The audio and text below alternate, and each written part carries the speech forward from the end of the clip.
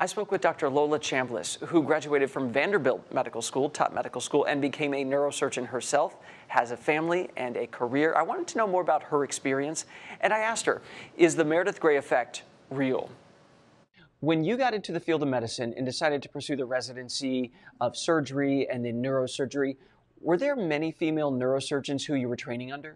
There certainly were a smattering of female academic neurosurgeons around the country. There were none in the department where I went to medical school and where I trained.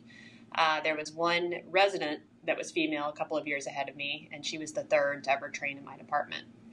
But when I joined this department in 2012 as a faculty member, I was the first female faculty member in the history of the department and also the first female neurosurgical attending in the city of Nashville ever. We've had female prime ministers out there, female Supreme Court justices, and that still there had never been a female attending neurosurgeon in the city of Nashville. What do you think accounts for that? Specialties that have very long periods of training.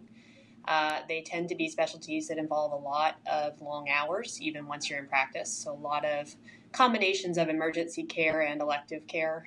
And so I think that there's some lifestyle issues that go into that for women who are interested in also having families, and I think that's a big issue.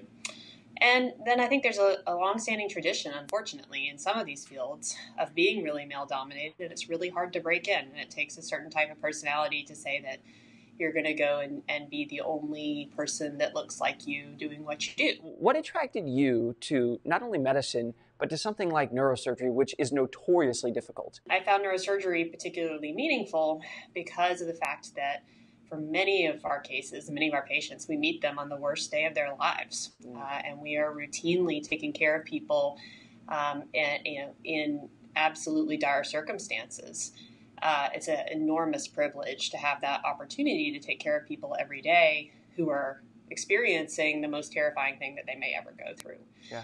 I really enjoy that emotional connection. I enjoy that responsibility and that privilege. And then I also like the science behind what we do. It's a combination of all those factors, I would say. I wonder if now, 17 years after you entered medical school and you are a neurosurgeon, if you see younger female doctors come to you or ever look to you and say, thanks for letting me know I can do this too.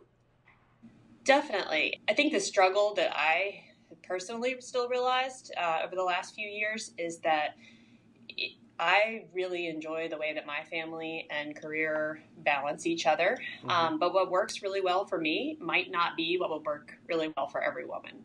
And so I have to be really careful in encouraging women to go into neurosurgery if that's what they really, truly want to do, but also not making it look like it's all great and easy. The Meredith Grey effect, do you think it's real, and is it helping or hurting? I think it's real, and I think it's helping. I think the more people of all different walks of life and backgrounds that you see in medicine, the more everyone is encouraged to consider that as a reasonable career.